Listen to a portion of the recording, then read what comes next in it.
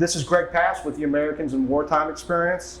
I am in Arlington, Virginia, and I have the pleasure of speaking with Liz Estabrooks. So Liz, can you give me your full name and where you were born? Sure, Elizabeth Estabrooks. I was born in Pratt, Kansas. Okay, and you have any military veterans in your family? Yes, my dad, he was a World War II veteran. All right, and what you ended up joining the Army, is that correct? I did. Okay. And what motivated you to make that decision? Well, I wish I could say it was patriotism, but it was 1977, and I was, there was a recession, and I had a job, and I had applied for a new job, and gave my notice at my old job, and just when I was ready to start my new job, my new employer called and said, gee, about that job, we gave it to somebody else. My best friend's daughter needed a job, so I gave it to her. So jobs were hard to get, and I had a car payment and rent, and so I didn't have a job. And I was looking for work, and not very successfully, and I was 19 years old. And my friend came to me and she said, I have a great idea. Let's join the Army on the buddy system. And I said, no, that's a terrible idea. No. And she said, no, it'll be fun. And I said, no, I'm not joining the Army. And she said, it'll be fun. Just go talk to the recruiter with me. And so I did. And I said, I'll talk to the recruiter, but I'm not joining the Army. And so we went and spoke with the recruiter, and she was divorced and had 2 children. And 1977 was sexism. Still alive, but was worse in 1977. And there were some very strict rules about women in the military. And I don't know if this still exists, but in 1977, women couldn't join the military if they had children. And he told her that she needed to sign the custody of her children over to somebody else if she wanted to join the military. And that was the only way she could join. And so she said, no, thank you very much. I'm not joining the military. And so I went ahead and joined without her, without a buddy system. I went ahead and joined the Army. He talked me into it. So how did he do that? I don't even know. For some reason, it just still sounded like a good idea. Uh-huh. And so I went ahead and joined. And I think it was the travel that appealed to me. And just, there was something about it that just appealed to me, the idea of doing that thing that seemed hard. And it's interesting. I was raised by a single mother with 7 children, and I knew that sexism exists. I was raised in the 60s and 70s when single women, couldn't get credit cards, and they couldn't even get a phone without a man signing. Uh-huh. So I knew that existed, but for some reason, I didn't think that would exist in the military, because in my mind, the military was supposed to be equal. And so I didn't expect that going in. And so for some reason, I thought that as a woman, I would have that equal opportunity going in, because it was the military, right? It's supposed to, we were fighting for rights, for all of that stuff. So I thought, this is a great opportunity for me, because I wanted out of this small town. I wanted to have the education. I wanted things that I thought that the Army would offer to me as a woman. And so I said yes, and I signed on the dotted line, and I scored really high on my exam, and they said, you can be anything that you want to be. And then they put me in supply, because I said, well, I don't know. They said I could be a lawyer. They said I could go to officer school. And so they put me in supply, and I started. They had just stopped the wax waves SPART. Everything had recently been disbanded, and so women were now being integrated into the Army with the men. And so I ended up going to Fort Jackson. I was the second wave of women to go through co-ed basic training at Fort Jackson, South Carolina. So I joined in December, and in January I left for basic training in Fort Jackson in co-ed basic training. So what did that look like when you say co-ed? I assume you were in different, same company but different barracks? No, we were in the same barracks. We were on the third floor, and they were on the first and second floor. We shared we did everything together. We did the same exercises. We did the same, we shot the same weapons. We marched together. We did everything together, and we started basic training together. We finished basic training, and I remember when we got off the bus together. The men, we had 5 male drill sergeants, and they called out the women that day, and they said, "You girls need to know that we don't think there's any place in this man's army for you damn women. And we're going to spend the next 8 weeks showing you just how much we mean that. And if we have anything to do with it, not one of you is going to make it through this training." Did that motivate you more, or how did that make you? It pissed me off a lot. I bet.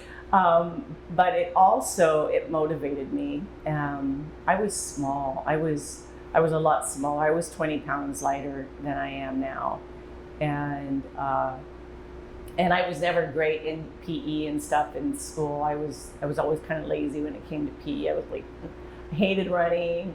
I hated PE. I wasn't in sports. I was terrible at track. I wasn't in any sports in high school. And so when I told my family I was joining, they were like, "Let us know how that works out for you." And my dad was really angry with me. He was still alive, and he was very angry with me. And he said to me, the Army is no place for women. You have no idea what will happen to you. And later, at first I was mad at him because I thought he was just being a sexist pig.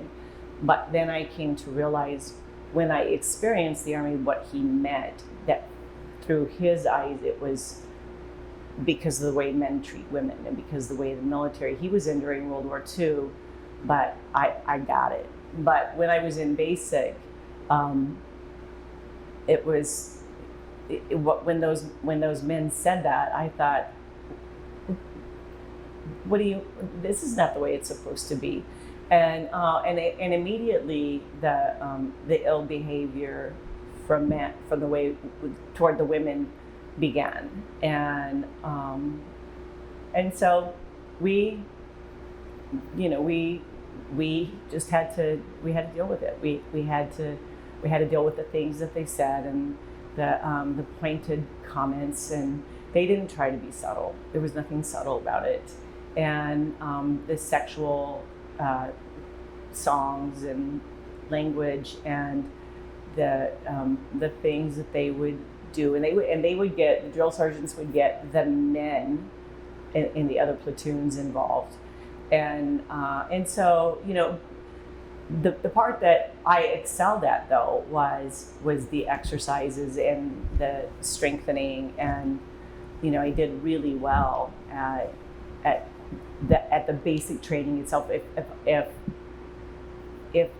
If that sexual, sexist, demeaning part of it, I could take being called a goat-smelling, no good, rotten piece of shit. Like, that didn't hurt me. It was the sexual, sexist, that part of it that was bad. Mm-hmm. So the rest of it didn't bother me. I could be insulted all day and all night. Because the basic training part of it, the exercise, the climbing, the marching, the weapons, all of that stuff. Well, I didn't do so well at the throwing. When we had to throw a hand grenade, the drill sergeants they drew shorts, they drew straws to see who had to go in, because I don't throw well. Mm-hmm. And so they were all kind of scared of who had to go into the thing with me when it was time to throw the live hand grenade. But when I got through, I made it through basic training. I injured myself, and I faked wellness so I could get through basic training, because a friend of mine recently, someone who's not in the military, said how people get injured in basic training. how come you don't, like, why do you keep going if you got hurt? And I said, because you only have two choices. You either go back through or you leave. And that was, neither of those are an option. For those of us who continue through with our injuries and go through, that's the only option. The worst thing that could happen is that you have to recycle. Yeah. So you suck it up and you say, I'm not really injured. See, drill sergeant, you throw down your crutches or you do whatever, you say, I'm fine. And you keep going and you get through basic training. And then you go on to your AIT. And how many women were in your platoon on or about? So was it a large? It was a full platoon. Yeah. I don't know. I don't remember. It's 20, been a long time. Yeah, whatever is in a platoon. Yeah. There was that. But I remember this one woman. She was assigned to be my buddy, and we were polar opposites. Whereas I had a pretty dirty mouth. Mm-hmm. That's okay. You're perfect for the army. I really was. I had a real dirty mouth, and she loved God, and she was very introverted and shy, and they assigned her to be my buddy, and so it was up to me to basically make sure that she did well, and that she got through basic, and that she got out of basic training successfully. And there were times when I would, and I feel bad now because I would be like, oh my God, just like, I would yell at her. But I remember one night we were walking, we were on guard duty around, and she was kind of crying because she was homesick, and she said, I don't know how you do it. And I said to her, you just soldier up and carry on. You're here. You came here to do this thing. Now do this thing. Mm-hmm. And so we just we did it together. But her bed was next to mine, and at the first night I was like, ew, that's so creepy. Don't do that, because she would go to bed, because I'm not a religious person. I never really got it. But she would lay in bed and she had her Bible, and then she would put it on her, and she would sleep like this. I was like, that's like kind of like weird. Don't do that. But she was like, just roll over if it bothers you, and don't look at me. Yeah. And I was like, that's the sort of assertiveness you need right there. Like, don't let me talk to you like that. Be assertive. But then she had real thick hair, very thick platinum blonde hair, and she had to get it cut because she couldn't keep. In the 70s, we had to have bobby pins and hair things that matched our hair. And so because of the color of her hair, she struggled to have things. She was always getting yelled at because her hair stuff didn't match the color of her hair. And it was so thick and fine, her hair was always falling out. So she was always getting yelled at. So she made the decision to get her hair cut. So I had to go with her to get her hair cut. And I felt bad. She just cried and cried and cried because her hair was very long. And that was, she was a small Midwest farm girl, and her hair was, like a lot of women, her hair was a very defining thing for her. So, and I was like, it's just your freaking hair. Yeah. Because I've never been a real sensitive kind of person. And so I was like, it's just your hair. Get over it. Cut it. Let's go. Mm-hmm. We got things to do. So. Keep in touch with her? No. So on to AIT. So on to AIT. I went to AIT. It was in Fort Lee, Virginia. So we went there. Well, so in basic training, one of the things that I didn't get, I want to go back to that. One of the things that I didn't get, I still didn't fully grasp the sexism of the U.S. military and the discrimination. I decided I wanted to be a Ranger because I was really strong, and basic training made me really strong. And I was easily as strong as all those men. Because it really developed my upper body strength, and I'm very muscular, and basic training made me more so. And so I went to my drill sergeant and I said, Drill Sergeant, I want to be a Ranger. And he said, Estabrooks, get the hell out of my office, except he used different words. Mm-hmm. Get the hell out of my office and don't ever come back in here with that bullshit. Girls in this man's army are not Rangers. So I left. And when I went to AIT, it was a 12-week program, and there were I finished it in 6 weeks because I'm smart, and it was anyway. There were 82nd Airborne there, and so I decided I can't be a Ranger. I'll be 82nd Airborne. It was 1978, and I still didn't get it because I just sometimes things that are basic sort of elude me. So I went to my sergeant at my company and I said, Sergeant, I want to be 82nd Airborne. And he said, Estabrooks, girls in this man's army are not 82nd Airborne. Get the hell out of my office and don't come back here with that bullshit. Mm-hmm. And I said, well, apparently I didn't realize that the army was only for men. So lesson number one, they don't want women. I guess I should have got that when I got off the bus, and I should have got it again. You know, I went up for Soldier of the Month, and I crossed my legs when I was in basic training, and I didn't get Soldier of the Month because I crossed my legs. So, because that's what, as women, as girls, you're raised to sit with your legs crossed. And so, you know, there are just, you know, and I don't know how much it's changed because I completely separated when I got out of the Army. I was real pissed off at the Army. And so I put it entirely behind me for decades. I completely said, I want nothing to do with that mess. Nothing. So I got out of AIT in six weeks because I just wanted it to be done. I hated it there. I just wanted to go on to my next. Was that at Jackson too? No, that was at Fort Lee, Virginia. I'm sorry. Yeah, that's okay. That's all right. And I had met a friend of mine was there. Well, not a friend of mine, but a woman that I became friends with. And we were experiencing some huge, it's more sexual stuff there. The men, you know, they would do the eyes right thing when we walked by, and she was struggling. She was struggling a lot with it. It was a friend of mine who had experienced she'd had some experiences when she was young, and it triggered her a lot when we were at Fort Lee because of the way, and the men, their behavior was not checked by anyone. They got away with it. And so it was a joke to the NCOs and to the officers, the way we were treated. And so in my mind, if I just went somewhere else, it would be better. That was how I kept thinking. If I just go somewhere else, it'll be better. This is a bad place. At basic training, it's a bad place because the drill sergeants encourage it.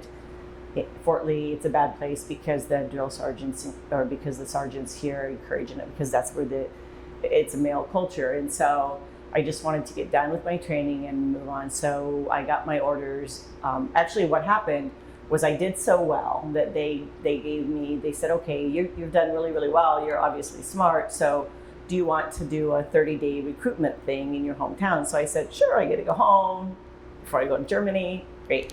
So I got to go back to Eastern Oregon, which is where I was recruited from, and do a 30-day recruitment stint. So I did that. I went back to Eastern Oregon, and I spent 30 days working with my recruiter and recruiting people. And I did well there. And while I was there, my dad died. And so I stayed a little bit longer and went through that, and then flew to Germany. And so got to Germany on July 3rd, and was in Kitzingen, Germany, which is it's not too far. It's like 90 kilometers or something from. I'm sorry, what's the name of the town? Kitzingen, Kitzingen. It's near Würzburg, Frankfurt, like 90 kilometers from Frankfurt. Gotcha. And we were on, there's two barracks. There's Larson Barracks and Harvey Barracks, and I was in Harvey Barracks with the 3rd ID. So are we in 78 now? Yeah, okay. Still in 78. 3rd ID. So I was with the 3rd ID, 87th Maintenance Battalion, 66th Maintenance Company. So 64th Armored Division, I think is what it was called, was also on that base. It was a small base. Mm-hmm. And so it was peacetime, Cold War. There was, you know, and there were actually, that was my understanding, that was the largest contingency of U.S. troops in Germany ever. Mm-hmm. There were 300,000 American troops in Germany at the time. We were everywhere, and keeping that Eastern Bloc border safe. Yeah. So let's pause there for a second. So keep in mind there might be people that are going to watch this video in the future that are much younger than we are. Put us in what America and the world was like in 1978. It's after Vietnam. What was our threat? What was our focus and defensive posture in '78? Right. So in 1978, it was post-Vietnam, and we weren't really we weren't really focusing on the Middle East. It was still the big threat was still the Eastern Bloc countries. So the Berlin Wall was still up. It was still, the threat was still, East Germany, Russia. That was all still, the big red threat. I grew up in a time where, we were still doing the hide under the desk, nuclear war, all of that big red threat, communism stuff was still, because I'm that old. And so we were still wearing the OD green uniforms, and in fact the women's uniforms then I was just talking to a woman outside about it. Our uniforms they were like this, they were cotton. We weren't wearing we had to iron them with starch, and they were stiff as they could literally stand up by themselves. And the women's uniforms, because it was an attempt to hide the fact that we had women's bodies, they were this box. The top was this box shape, and so it was just. 1978 was an interesting time. We were 60 kilometers, I think it was 60 kilometers from the Czechoslovakian border at the time. And so it was, like I said, that really that's what sums it up, is that it was the Cold War, but it was also peacetime. It was a very small period of time in our history where there was no conflict happening. And that's really, I think the important thing about that is that for me as a veteran, because there was no conflict happening, like I got no benefits. Like the spouses and children of today's veterans literally have more benefits than I as a veteran have. Were it not for my service-connected disability benefits, I would have pretty much no benefits. I was not even able to use the VA until I got my service-connected disability benefits, because I'm a peacetime Cold War veteran. I didn't have educational benefits. I have student loans because I didn't have educational benefits, because by the time because they ran out so quickly. So peacetime Cold War veterans, we couldn't join the veteran service organizations. We had no educational benefits. We basically were barely considered veterans because of when we served, and so that's we got out of the military and went, we served in the military, so what? Because that time period was nothing happened. So that's why there was the Cold War, and then there are peacetime Cold War veterans.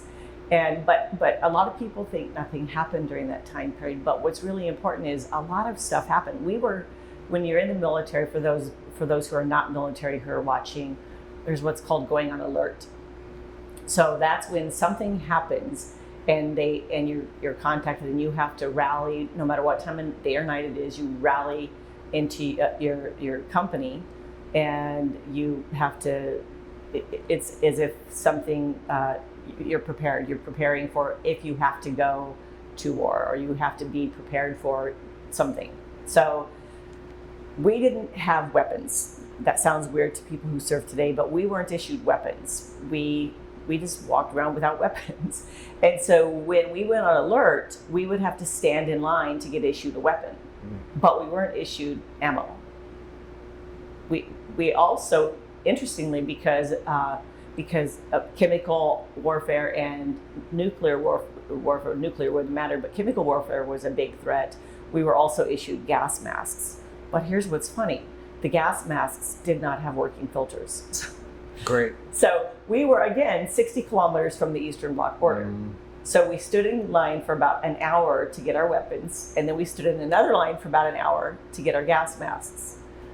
So it was a big joke for us. I have one friend that I'm still in touch with, and he says, so basically we were pink mist because they would have been to us while we were still standing in line to get our weapons that had no ammunition. They would have been rolling up on us. And what were we to do? Throw our weapons at them because we had no ammunition. So it was kind of a big joke that this was the reality for us. We were sitting ducks, and so what happened when we finally about 8 or 9 months, maybe a year into my time there, somebody went home and said something to his father or somebody who was connected to a senator or something. We finally all got fitted our gas masks. We got assigned a particular gas mask that had, because you have to take your glasses off when you put on a gas mask. So finally they assigned us a gas mask that had our prescription and working filters put in. Because you put on a gas mask, if you don't have a prescription, you're walking around blind. Yeah. Yeah. So because the senator was horrified at the fact that we had 300,000. I don't know if all troops were like this, but anyway, at our base, we had troops over there who were sitting ducks. So it was kind of ridiculous. And at the end of the day, if the Cold War went hot, that's a front line. If we were the front line, Yeah. we were 60 kilometers from the Eastern Bloc border. We were front line, and we were sitting ducks. Yeah. So basically, the joke was that we were just there to slow them down, so that others. But the 64th Armored Company was right there. We were third ID. We were a major supply source. We were the 66th Maintenance Company. We were a major when it came to we came to tanks, huge equipment, etc. We were the supply source that everything from washers to 2.5 ton engines, transmissions. That's what we pushed through our company. And you fell under the third ID, or were you? We fell under the third ID. So it was a real contradiction that we were pink mist, if you will, but at the same time we were fairly important. When we did the reforger exercises and everything, we were important to those exercises and to the third ID, while at the same time being sitting ducks.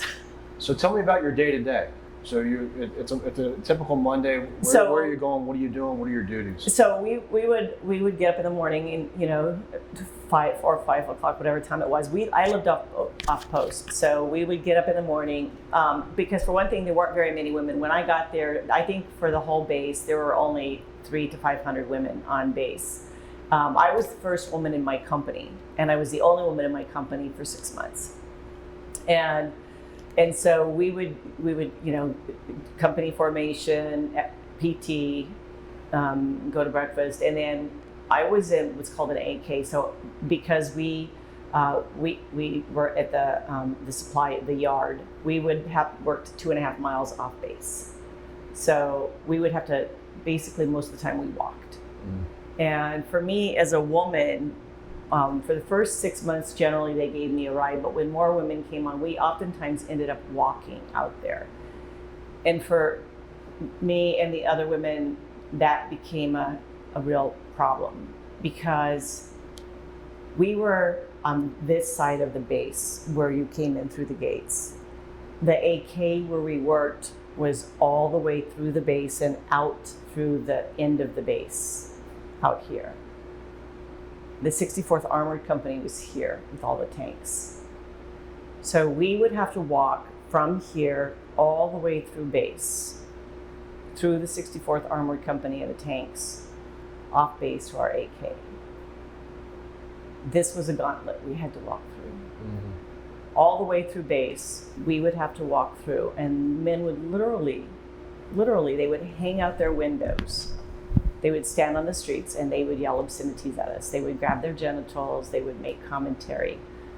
NCOs and officers who saw this happening would wink at the men, would ignore it completely. When we got to the 64th Armored Company, they would come out of their tanks and they would start yelling, "Hey, baby," and making kissing noises, and they would start moving further, literally forming a gauntlet for us, moving closer into us, so that by the time we were to the end, and we would, there were three of us, we would be side by side. We would refute, we wouldn't, and no matter how many times we complained, no matter what we said, no matter what we did, nobody would make it stop. So we did that for about 2 years. On occasion, we would get a ride to our company, to our AK, but usually we had to walk that gauntlet. We had to walk through that base and walk that gauntlet. It actually only happened for about 1.5 years because one day I snapped. I literally just snapped, and I yelled at a guy, and turned out he was a first lieutenant. Didn't know because I couldn't see his rank from where I was. And he came up to me, and I was so angry that I didn't even care that he was an officer and I wasn't. And I just continued to yell at him. And my friends were sort of frozen in spot, and I didn't even bother to salute him. I just kept yelling at him. And we got to our AK, to the office, and my platoon sergeant came in, and backing up, a number of times I had gone to my sergeant, my first sergeant, and my CO, who was a woman, and said, if this is the way it's going to be in this man's army, send me home, because I can't do this anymore. I can't keep doing this. Send me home. I can't keep, this is not okay. I didn't join the army to be fed to the wolves. And so this day, he said, what did you do? And so I told him, and we ended up going to the 64th Armored Company and being yelled at by the first sergeant and the CO of that company. And my platoon sergeant, to his credit, defended me and said to them, you need to do something about those men, because my soldiers shouldn't have to deal with that when they're simply trying to get to work. And so it stopped. So for the last, it was like 6 months, we didn't have to do that. We could just walk through there and not have to deal with that. But so when the recruiter, so every day that was what we did. We went to work. When you're in the army or the whatever, you do your job. So, but we would get. We had like sea land trucks. We had stuff that came through. We had heavy equipment out there that moved the transmissions and the engines and the stuff, and we checked it in, and we made sure that the base had a tank cannibalization. That was the primary function of that base was vehicle maintenance and rebuilding and stuff. So that was what we did. So you working 5 days a week? Monday through Friday. Monday through Friday? Yeah. So what exactly were you doing? What exactly hands-on type of work were you doing? Administrative work? I did paperwork. Yeah. That's what I did. And so I actually had a baby. I got pregnant in October of '79. No, I had my baby in October '79. So I got pregnant in like February, and January, whatever month it was. My math sucks.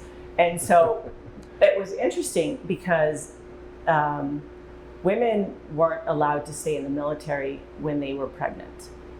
And I'm telling you this because women were allowed to stay in the military when they were pregnant until like 1975.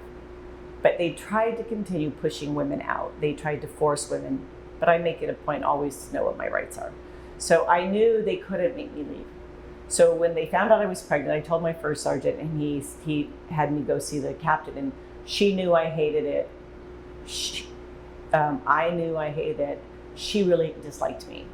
And so when I got up there, she had this big stack of paperwork, and she She pushed it toward me and she said, Estabrooks, you and I both know what you hate it here. If you just sign these papers, you can be on a plane home tomorrow. And I said, yeah, and I pushed him back and I said, I don't think that's going to happen.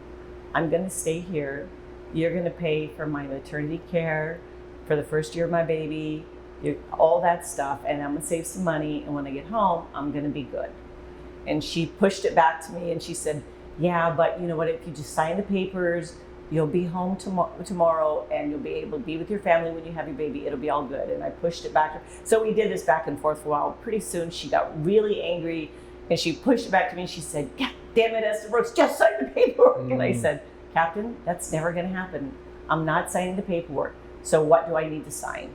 So then she gave me this bigger stack of paperwork, and I had to. It was a nightmare being a woman with a baby in the military. Yeah, I had to sign all of this other paperwork. I had to have a person who was a daycare provider who was responsible for getting her to another person who was responsible for getting her out of the country, who was responsible for getting her home to my mother. But what also, because of where I was, my job was out at the AK. When I got a little further along in my pregnancy, they decided that wasn't a safe place for me to be because of the nature of the work out there, because of the heavy equipment and stuff. So they transferred me onto base to our company there. Gotcha. And we had a big warehouse in there with the smaller parts, because the AK was just the big equipment. It was all the engines and that stuff. And so on base, we had a big warehouse with all of the smaller parts and pieces that go with engines. And it was a hot mess. So they said, you are going to be in here for the remainder of your pregnancy and fixing this hot mess. So I spent the remainder of my pregnancy making sure that was inventoried and organized and no longer a hot mess. Mm-hmm. So that was what I did during like the last 6 months of my pregnancy, was bring order to that warehouse. Mm-hmm. Before I forget, you were talking about your CO recommending you leave early. What was your enlistment? Was it a 3 or 4 year? It was 3 years. So at the time that I joined, you signed for a 6-year enlistment. So that could look one of two ways. You could be 4 years active, 2 years inactive, mm-hmm. or 3 ways actually. You could do 6 years active, or you could do 3 years active, 3 years inactive. Gotcha. And so because they hated women with babies, it was their worst possible nightmare. When I discharged after 3 years active, they completely discharged me. So usually what would have happened is it would have been 3 years active, 3 years National Guard or Reserves. Mm-hmm. But they said, we don't want you, we're completely uninterested in you, you're out. So I didn't have to do 3 years reserve. Gotcha. So after I had her, I was off for 6 weeks, and then I went back to work, just doing my normal job. So how much time was left? I'm trying to do the math in my head. So I had her in October '79, and I discharged in December 1980. Gotcha. Trivia, little point. I flew back to the United States on December 8th, 1980, which is the same day as. Now you're asking me questions. Yes. December 8th, 1980. I don't know. Same day John Lennon was shot and killed. Oh, that's why I don't know. So we got off the plane, and they gathered us all into a little room and said, today while you were in flight, John Lennon was shot and killed. Yeah. And you'll remember that till the day you die. I will remember that until the day I die. Yeah. That's how I always will remember that was an important date in history. For me, it was also an important date because it was the day I discharged from the military. Absolutely.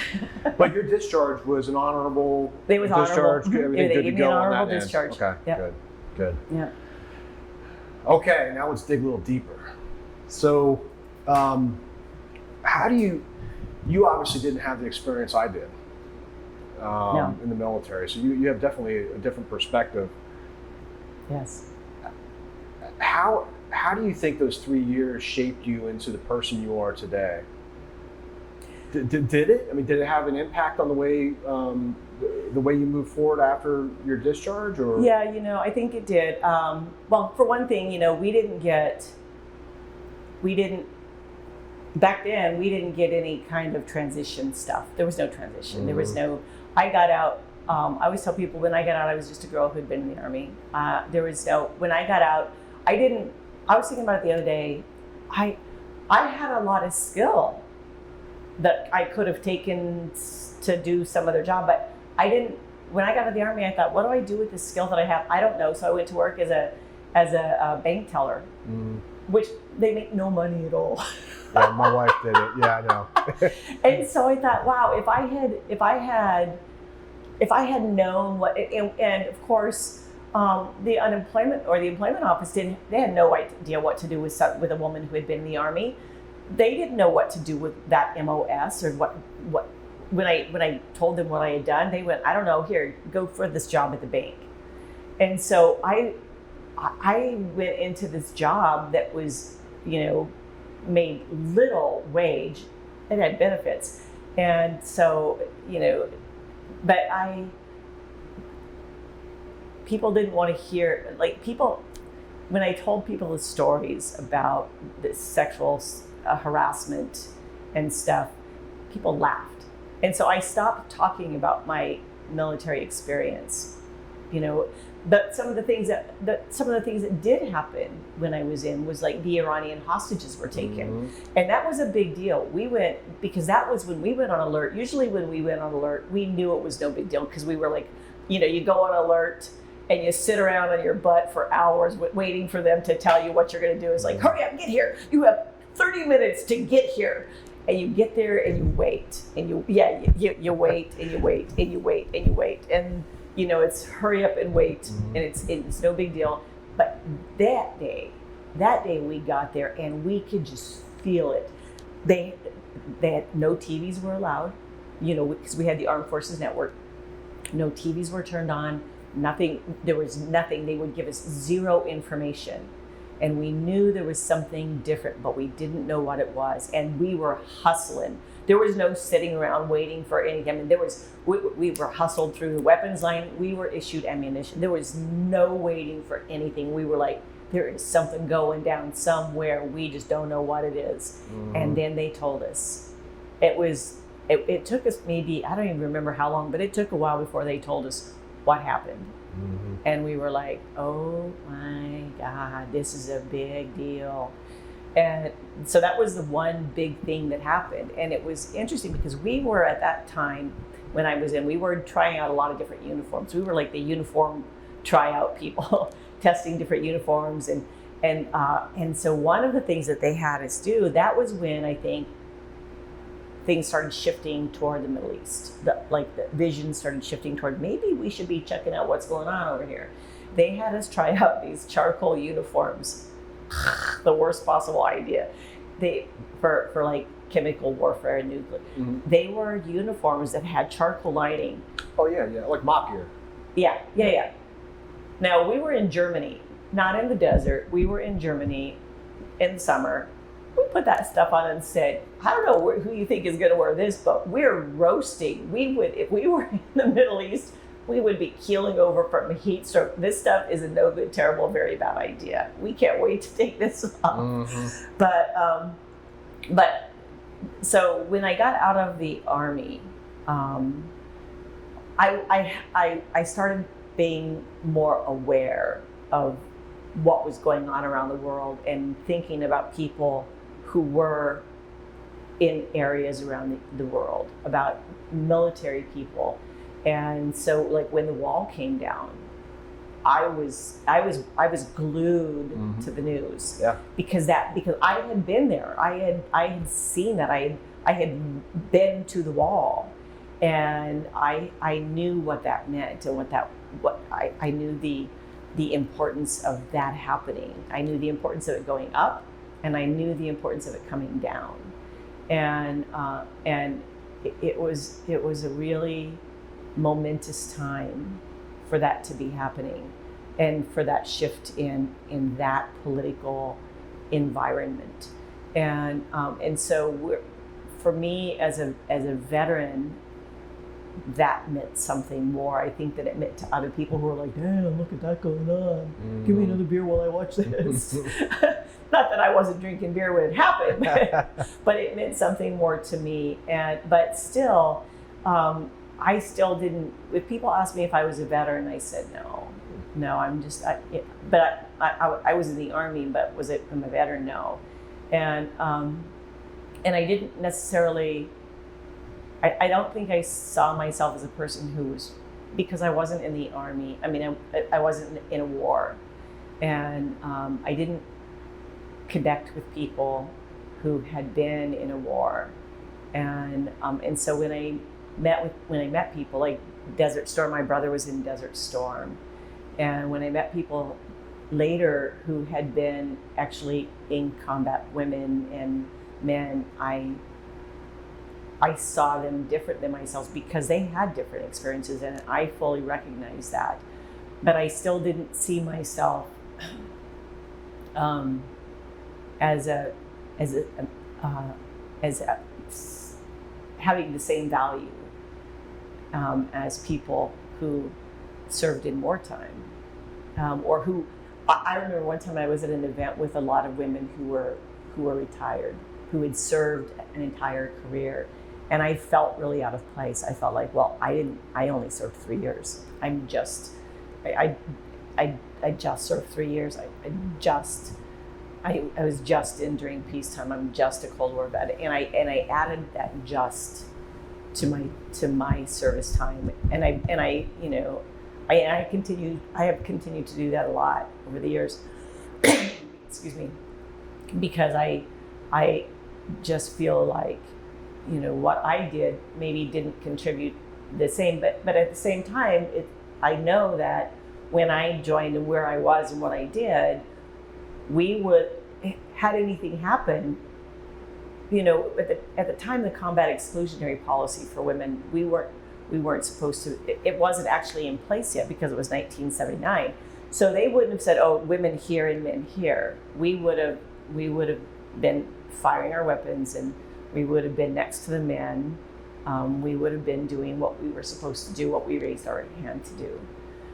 And that's how it's been for women all along. But we were seen so differently than men. When I was serving with the men in Germany, one of the things that they didn't understand was that for no reason other than the fact that I have girl parts and breasts, I was simply not allowed to do things that they were allowed to do. Things were closed to me. When the battalion reenlistment officer came to see me multiple times, I was watching men get reenlist and get bonuses, men that I served with that were not as smart as me, that were not doing as good a job as me. They were getting stations, they were getting bonuses. And when I asked my battalion enlistment officer for the same thing, he said to me, well, we don't do that for women. And I said, then we have nothing to talk about. Mm-hmm. And he came back and I said, I told you we have nothing until you can give me the same thing you give him. We have nothing to talk about. And finally, I said, do not come back here and talk to me again. I'm done with you. And I used some more colorful phrasing. I bet. And so he left by this time, because they start coming to see like 6 months before you discharge. And and he sent a memo, and I called into my sergeant's office again, and I said, I'm not going to waste my time with this. I'm not going to reenlist into an institution that clearly despises me and wants nothing to do with me. I would have stayed. I liked the Army. I would have stayed, except for the fact that I could not belong to something that so clearly despised me and wanted nothing to do with me. And that did color me. It colored how I felt. When I got out of the Army, I was pretty pissed off at them because they made my decision for me. And so when I got out, I made jokes about the Army and I made jokes about my time in the Army, but inside I was pissed off. And so I walked away from doing anything with them, from talking about it, and I stopped talking about my service, and I stopped talking about anything that I had done. And and so people stopped talking to me about it. And I didn't, when I was in groups, I didn't say I was in military. I had been in the military. I just didn't bring it up. And then when I was in graduate school, I went through when I was in my undergraduate program. After my daughter graduated from high school, my son was 5. I went and got my undergraduate degree, and still wasn't really doing anything with it. But then when I got my graduate degree in 2011, I was at Columbia, and for some reason we started a veteran program, and I jumped in, and I started. For some reason, I was drawn to talking about military sexual. I think it's because the Invisible War came out, and I started writing. Everything I did was about military sexual trauma. All of my papers, my whole focus was about military sexual trauma, and I started because of the sexual harassment, and I applied for military sexual trauma PTSD benefits, and I actually was dating someone who said, because I went to the VA and something happened, and I snapped one day at this guy. I mean, I literally just went off right there in the middle of the VA, and they actually took me into a separate room because I was this close to harming this man, but that's what happens when women go to the VA, is that men behave badly, and no other man said something to him. They all just sat there and watched him, and the other staffs didn't do anything, and I was threatening his life, and so finally one of the VA staff interfered and said, "Come with me, Miss Estabrooks. Let's go back here." And so the guy that I was dating at the time said, "Has it occurred to you that maybe," because I had told him about my experiences, he said, "I'm just going to suggest that maybe this is an issue because you've been focusing so much on military sexual trauma that maybe it's triggered what happened to you, what your experiences were.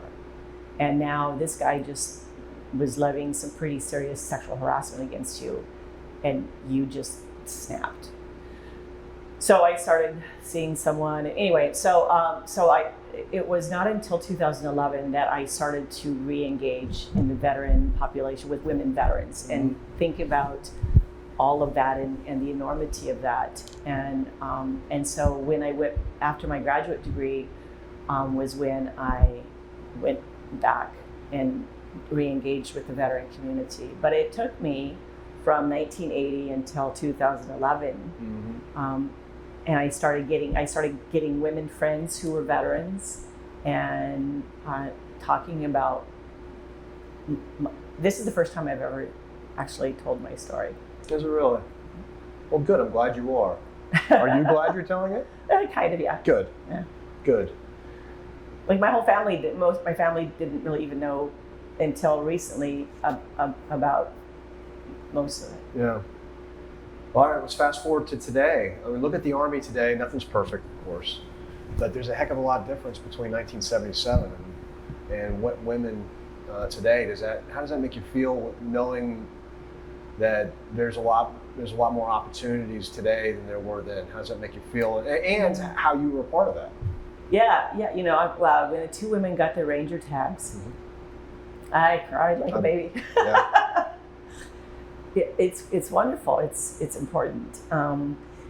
When I spent years in the field of domestic violence and sexual assault, and my undergraduate degree is in gender studies and political science.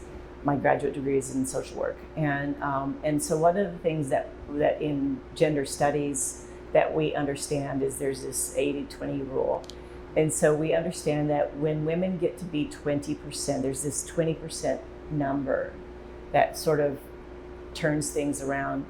So there's a belief that, or a hope, that when women become 20% of the military, that and especially 20% of the officer and NCO population, that sexual assault, sexual harassment will begin to shift, that it will begin to lessen, that when women are 20% of the NCO and officer, because people think there's a myth that the men who are sexually harassing and assaulting women are lower ranks, and that it's not true. I'm here to tell you that is not true. Many of the women who are being sexually harassed and raped it's happening by men who are of rank, men who are E6 and higher, E7 and higher. And so when women are the ones holding those positions, making those decisions, women are the officers and the NCOs, that will begin to shift, because they're the ones making the decisions, because they're the ones making the decisions to stop that, to change those policies, to punish those men, to make them accountable. And so now women have all jobs open to them. Because when I was in, there were more than 200,000 jobs closed to women. Now, all jobs are open to women, and that matters. It matters in how men think about women. It matters a lot how men think about women. That changes that culture. And so I think, that makes me happy, because, and the idea that myth that women can't be in combat, please, women have been in combat since the American Revolution. Women were in combat. Women have been exposed to or been involved in combat, especially involved in combat since the first Gulf War. And we've seen it in the last 22 years.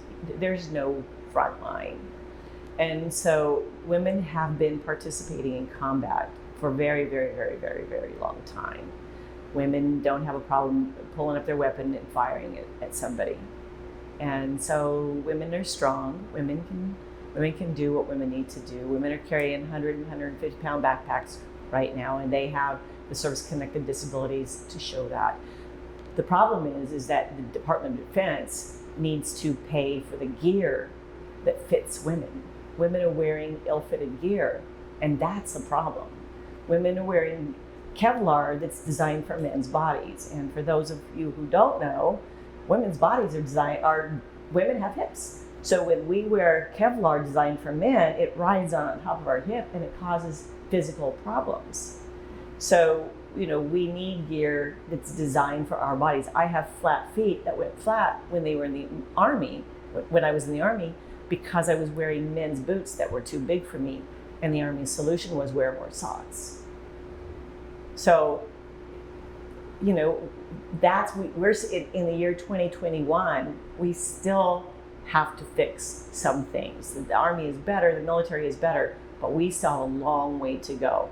The military has to stop saying there aren't very many women, so we're not going to do that. The military has to say we have to do better for women, period. Mm-hmm. I don't care if I don't care if they are only 9% as there are in the Marines, or if there's 20% as there are in the Air Force. I don't care how many there are. We have to do better for them. We have to make sure they're safe. We have to make sure their gear is fitted properly. We have to do what we have to do to make sure that we're taking care of all of our troops, just as well for the women as we are for the men. And I feel like it's on the way, but word salads don't help. Let's say you have a 19-year-old kid comes up to you, man or a woman, says, "Hey, I heard you were in the Army. I'm thinking about doing it myself." What advice would you give to them? I always tell them no. I refused. I disallowed both of my children from joining. And part of that was because of the culture of the military. I told my daughter that it was not a safe place for girls, and I told my son that it would destroy the person that he is. And it wasn't because of war, it was because of his humanity, and I was afraid it would destroy his humanity, and I didn't want him to be exposed to that. For those who are hell-bent on joining, when my niece joined, she was hell-bent on joining the Navy. I said, sit down and we'll talk about the reality of your of the safety of your exposure, the probability of you being raped, and the things that might happen to you. And she joined just 2 years ago. Mm-hmm. So And I also tell them to know, for young girls, I always say, know how smart you are. I didn't realize how smart I was at first. I didn't realize, I didn't connect my test scores to what I could have done with that and where I could have gone with that. And the fact that my dad told me, and the men that I only talked, when I joined, I only talked to men who had been in the military, and they didn't give me good advice. Their advice to me was, do what you're told. You can't fight the Army. Do what you're told. And so it didn't occur to me to fight it when someone said you can't do that. When someone said you can't be a Ranger, you can't be an 82nd Airborne, you can't do that job.